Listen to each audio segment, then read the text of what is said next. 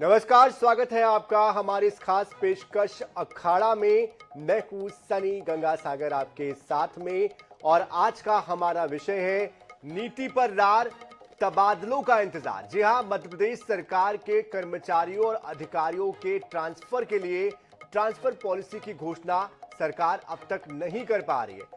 2 बार cabinet में प्रस्ताव पहुंचने के बाद भी नीति को लेकर सहमति नहीं बन पा रही है। लिहाजा हजारों की संख्या में कर्मचारी अधिकारी अपने स्थानांतरण या ट्रांसफर के लिए पॉलिसी का इंतजार करने के लिए मजबूर है, परेशान वो हो रहे हैं। इधर भाजपा जहां तबादला नीति पर गहन मंथन चिंतन कर ये बात कर रही है कि जल्द से जल्द इस पर काम हो रहा है, जल्द से जल्द इसको लाया जाएगा, तो वही कांग्रेस सरकार को लेकर अपना अलग तर्क दे रही है और कह रही है सरकार कर्मचारी विरोधी है और सरकार जो है वो इस दिशा में सोच ही नहीं पा रही है। क्या है ये पूरा मामला, देखिए इस रिपोर्ट। नहीं हो पा रही ट्रांसफर पॉलिसी, नहीं हो पा रहे कर्मचारियों के स्थानांतरण। पिछले 1 साल से कर्मचारी कर रहे इंतजार। प्रदेश के कर्मचारियों में निराशा।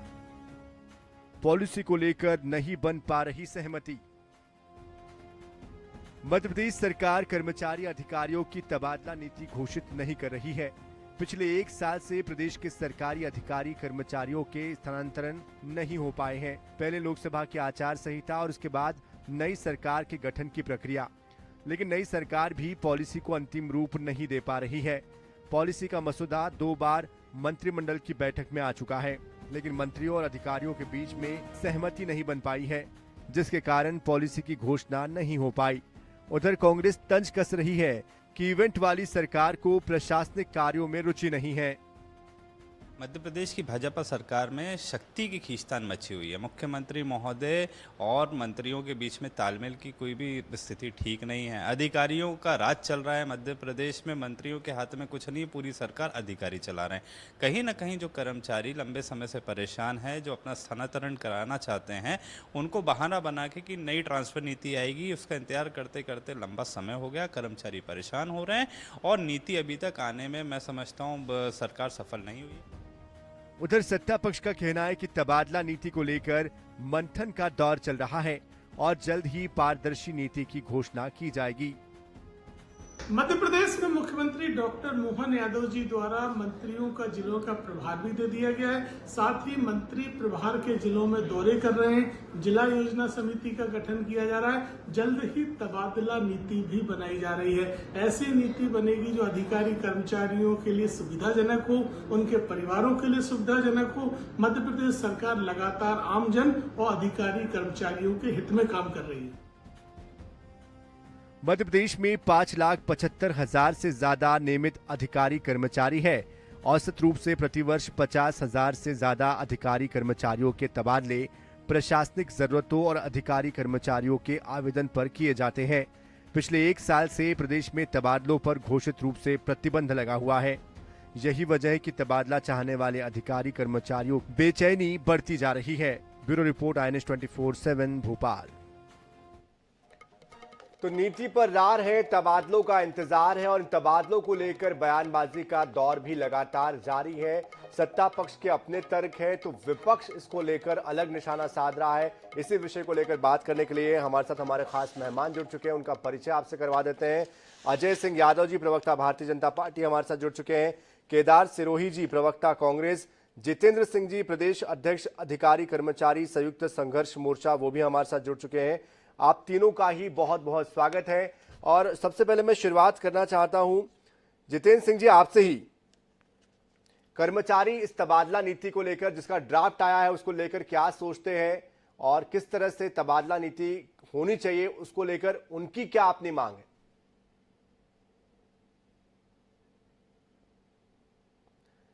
जितेंद्र जी, क्या आप तक आवाज पहुंच पा रही है? चलिए, जितेंद्र जी तक आवाज नहीं पहुंच पा रही, दोबारा उनके पास हम पहुंचेंगे। लेकिन अजय सिंह जी हमारे साथ जुड़े हुए हैं, प्रखर प्रवक्ता है। अजय सिंह जी, आपसे ही सबसे पहला सवाल अब मैं ये लेना चाहूंगा कि जिस तरह से अब तक इंतजार पर इंतजार हो रहा है, आखिर पेच कहां पर फंस रहा है? क्यों नहीं तबादला नीति आ पा रही है? कहां पर दिक्कत हो रही है? इतना इंतजार क्यों करना पड़ रहा है? देखिए सनी जी, मध्य प्रदेश सरकार लगातार जनहित के और अधिकारी कर्मचारियों के हित के निर्णय ले रही है। प्रदेश के प्रभारी मंत्रियों की घोषणा हो चुकी है। तमाम प्रभारी मंत्री जिलों के दौरे कर रहे हैं, साथ ही जिलों की योजना समिति का भी गठन हो रहा है और जल्द ही तबादला नीति भी हमारे आपके सामने होगी। लेकिन ड्राफ्ट तैयार हो चुका है, 2 बार कैबिनेट की बैठक में इस बारे में चर्चा हुई है, अप्रूवल नहीं मिल पा रहा है। समिति का भी गठन हुआ है अजय जी, और जल्द ही तबादला नीति भी हमारे आपके सामने होगी। आवाज सुन पा रहे हैं? जी जी,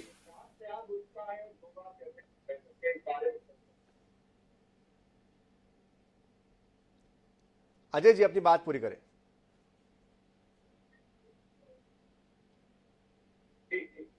देखिए, अप्रूवल ना मिलने का सवाल नहीं है। मध्य प्रदेश सरकार चाहती है कि ऐसी तबादला नीति बने जो मध्य प्रदेश की जनता के भी हित में हो, साथ ही प्रदेश के 5.5 लाख से ज्यादा अधिकारी कर्मचारियों के हित में भी हो, उन्हें किसी तरह से डिस्टर्बेंस ना हो, क्योंकि अब स्कूल शैक्षणिक सत्र भी प्रारंभ हो गए हैं, अगस्त का महीना चल रहा है। उसके बाद भी ऐसे लोग जो लंबे समय से किसी दिक्कत की वजह से तबादला चाहते हैं, उनको भी उस नीति का लाभ मिले। तो इन्हीं सब पॉइंटों को देखते हुए सरकार तबादला नीति बना रही है।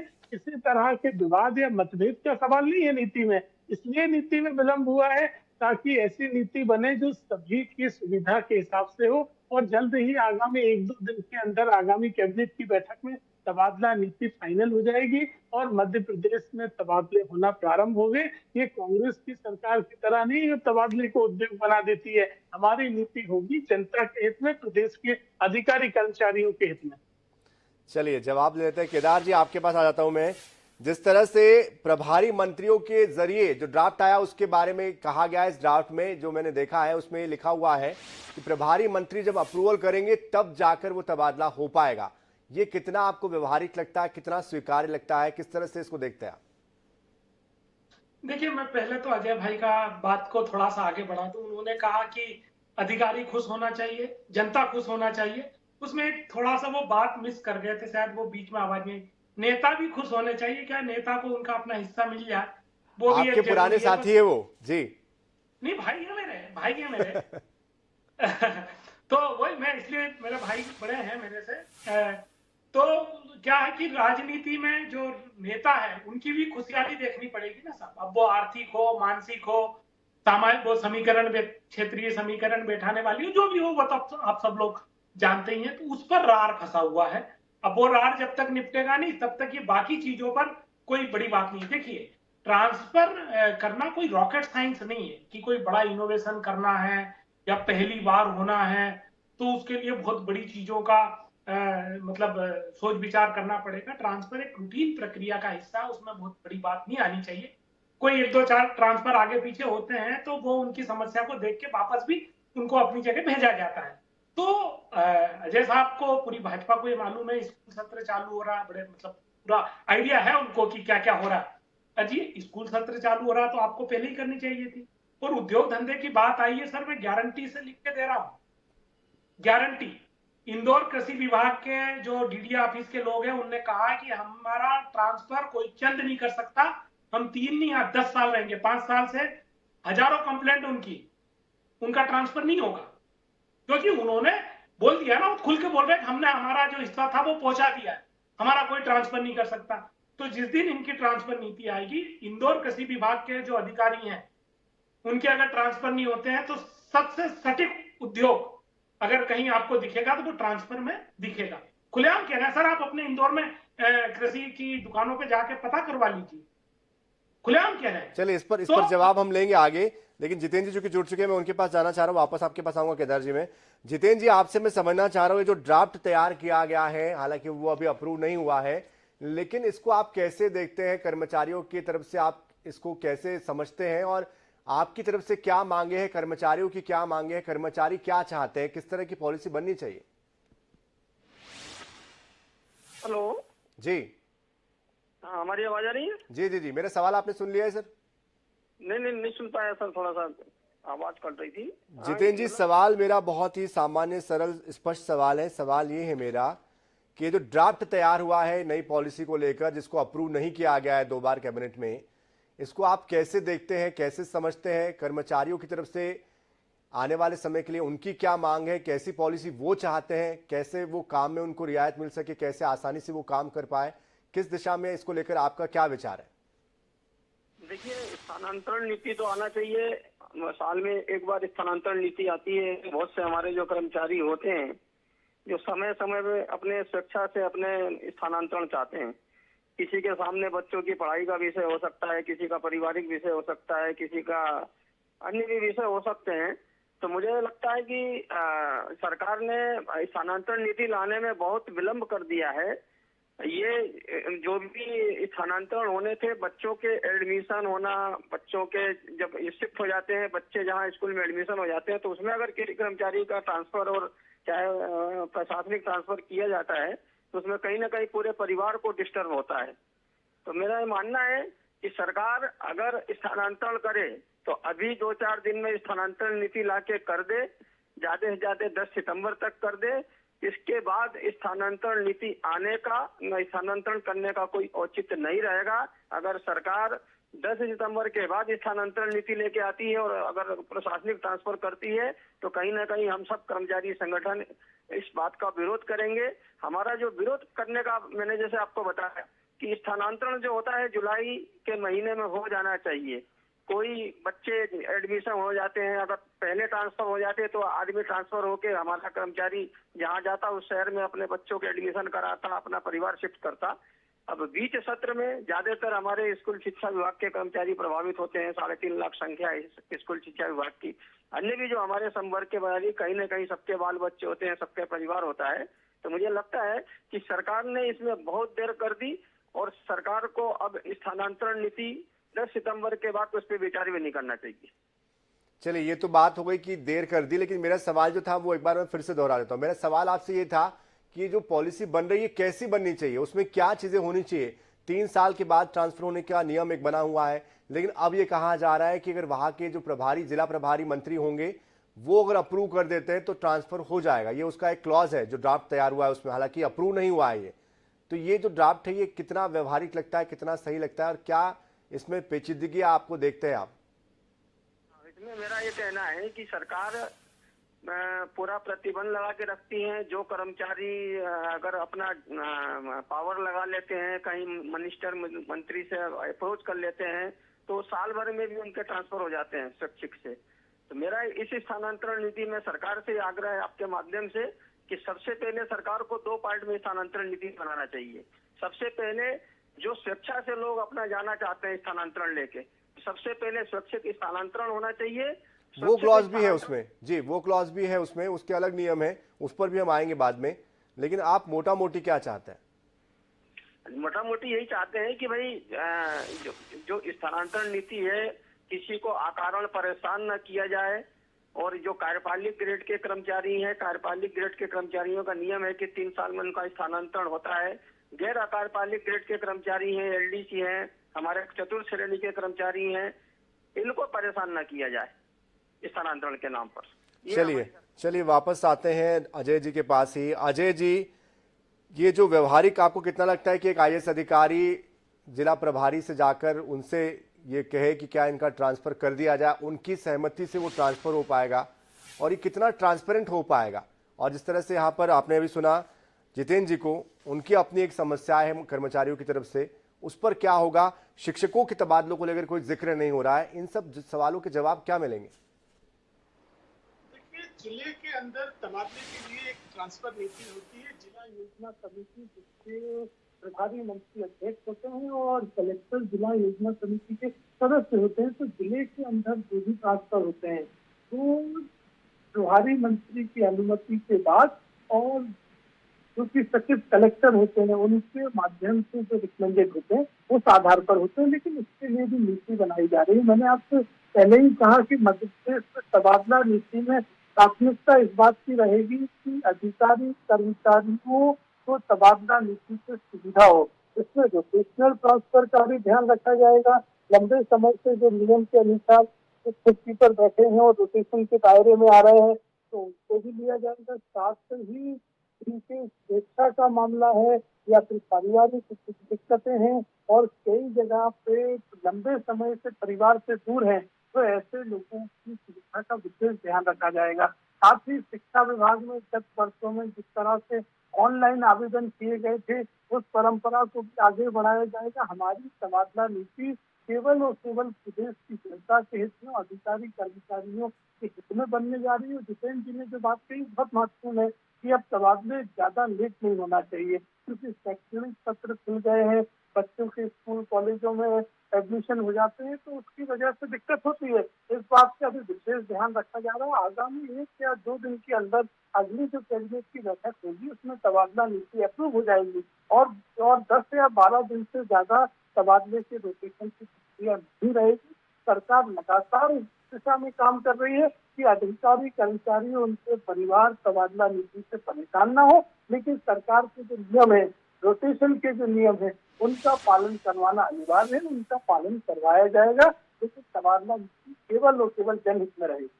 अजय जी, मेरे एक सवाल का जवाब आपने अभी तक नहीं दिया है। सवाल यही था कि एक आईएएस अधिकारी प्रभारी मंत्री से जाकर अप्रूवल लेकर तबादले की बात करे, और अगर प्रभारी मंत्री को लगे कि वो अप्रूवल करने लायक है तो वो करेंगे, या फिर इसमें क्या ये बात नहीं आ सकती कि जो पुरानी कोई बात याद करके इससे कोई इस तरह से एक द्वेष की भावना से कह लीजिए, या कुछ ऐसी बात हो सकती है जिससे कि उस अफसर का तबादला नहीं हो रहा है, और जिसका हो रहा है उसका ऐसी जगह पर हो रहा है जहां पर वो चाहता नहीं है।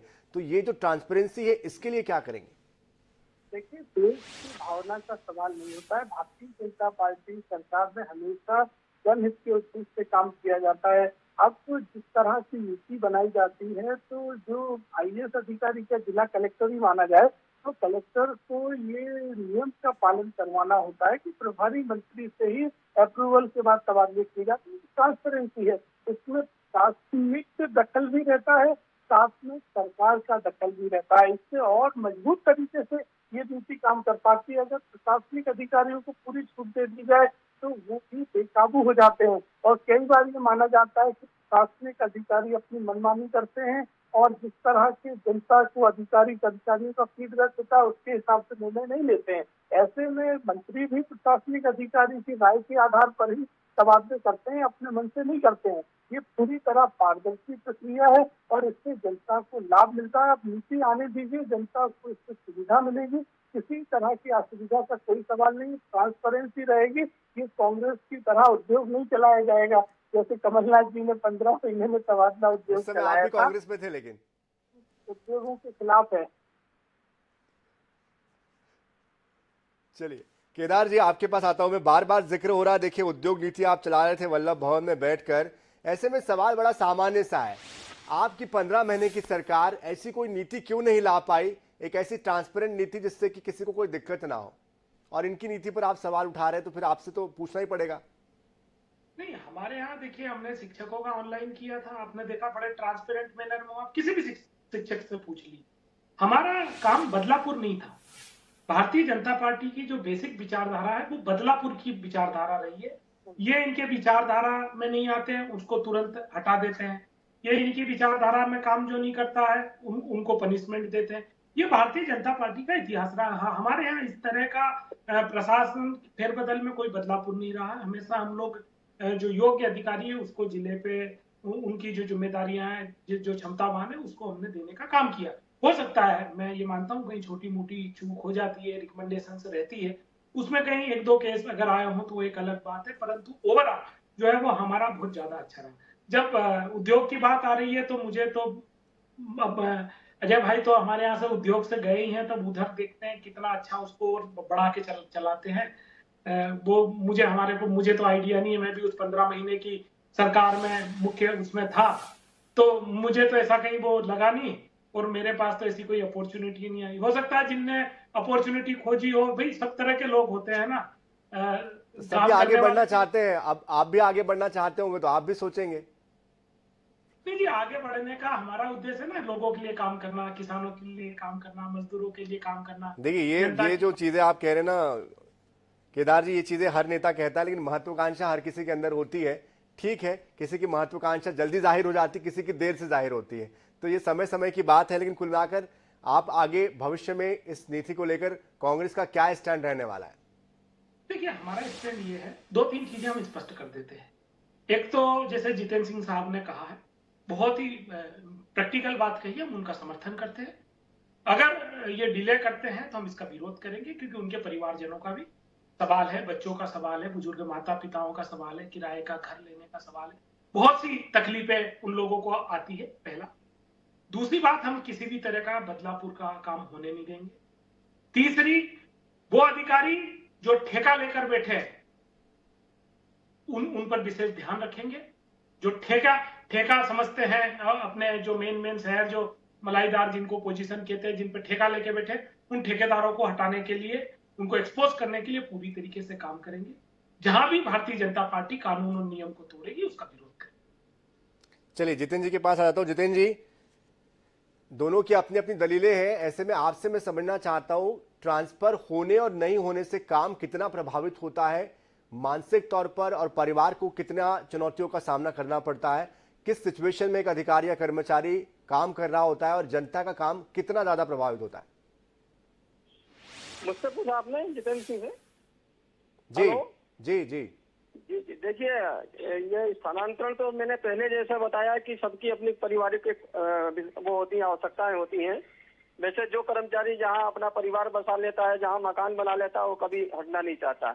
लेकिन बहुत सारे ऐसे हमारे सिस्टम में आवश्यकता पड़ती है लोगों को कि जानबूझ उनको बच्चों की पढ़ाई अगर कहीं कराना हो उस आधार पर लेते हैं, कोई पारिवारिक बात आ जाती है तो लेते हैं। लेकिन मेरा ये मानना है कि मध्य प्रदेश के कर्मचारियों के लिए स्थानांतरण से हटकर अगर सबसे बड़ी बात है कि इस देश में जो हमारे दोनों साथी भाजपा के हमारे प्रवक्ता बैठे हैं, चाहे कांग्रेस के बैठे हैं, हमारे लिए प्रदेश के कर्मचारियों के लिए अगर सबसे बड़ी विडंबना है और सबसे बड़ी समस्या है तो हमारे प्रदेश में जो कर्मचारियों की 8 साल से पदोन्नति सरकार ने रोक के रखी है, अगर सरकार आने वाले 5-10 दिनों पर उस पर निर्णय करती है तो इस प्रदेश के कर्मचारियों को ज्यादा खुशी होगी। काम कितना प्रभावित हो रहा है ट्रांसफर रुकने की वजह से, ये मैं जानना चाह रहा हूं आपसे। वो तो आपकी ठीक है पदोन्नति की बात, लेकिन काम जनता का कितना प्रभावित हो रहा है? नहीं, जनता का क्या काम प्रभावित होगा? जो कर्मचारी हमारा जहाँ काम कर रहा है वो बाकायदा जनता से जुड़ा हुआ है, काम कर रहा है। स्थानांतरण नीति नहीं लागू होने से जनता का काम प्रभाव होगा, ये तो मैं इससे नहीं मानता कि भाई जनता की सेवा तो हमारा कर्मचारी पूरे प्रदेश में कर ही रहा है। जो जहाँ पे जिसकी ड्यूटी है, पटवारी जी हल्के में वो अपना काम कर रहा है, पंचायत सचिव जी हफ्ते में वो अपना काम कर रहा है, जो कर्मचारी जहाँ है वो काम कर ही रहा है।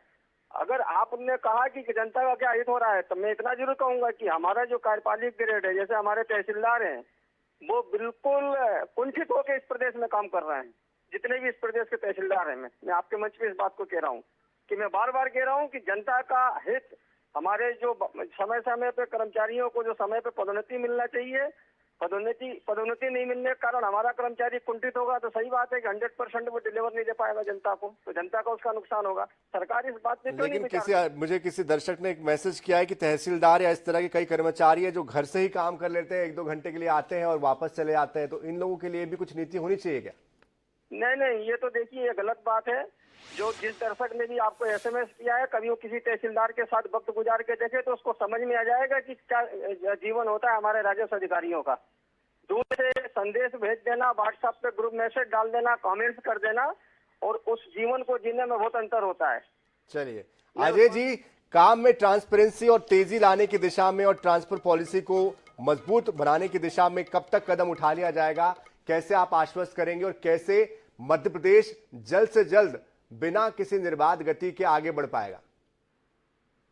जितेंद्र जी ने बहुत अच्छी बात कही, और मैं आपको इस बात को सहमति भी जताता हूँ कि सरकार के काम किसी तरह से प्रभावित नहीं हो रहे ट्रांसफर नीति ना होने की वजह से। अभी जो अधिकारी जहाँ जिस जिम्मेदारी पर हैं वो जनता की सेवा कर रहे हैं, अपने कर्तव्यों का निर्वहन कर रहे हैं। ट्रांसफर नीति एक काम का ही हिस्सा है, क्योंकि सरकार द्वारा विभिन्न पदों के लिए कुछ समय सीमा निर्धारित है कि रोटेशन के अनुसार 3 साल या 5 साल होने के बाद उन पदों से ट्रांसफर होना आवश्यक होता है। एक तो उसके पालन के लिए ट्रांसफर नीति का आवश्यक होता है, साथ ही जिन लोगों की असुविधा है, चाहे पारिवारिक वजहों से या स्वास्थ्य संबंधी वजहों से या अन्य वजहों से, सबका अपना एक प्रोसेस है और इंतजार है कर्मचारियों अधिकारियों को कि कब वो नीति आती है, और हमें भी इंतजार है कि कब तक वो नीति आती है और नीति में क्या कुछ नया होता है, क्या अलग क्या खास होता है। बहरहाल आप तीनों का बहुत बहुत शुक्रिया हमारे साथ जुड़ने के लिए, अपनी बात रखने के लिए। अजय जी आपका, केदार जी आपका, जितेंद्र जी आपका भी बहुत बहुत शुक्रिया। तो नीति पर रार जारी है, नीति जल्द से जल्द आने की बात अजय जी कह रहे हैं, बीजेपी का पक्ष रख रहे हैं। देखना होगा कि इस बार डॉक्टर मोहन यादव सरकार किस तरह की नीति लाती है, इसमें क्या नयापन होता है और प्रदेश को आगे बढ़ाने की दिशा में क्या नया इनोवेशन होता है। इसी के साथ इस खास पेशकश में इतना ही। ताजा खबरों के लिए, अपडेट्स के लिए आप बने रहिए INS 24/7 के साथ। नमस्कार।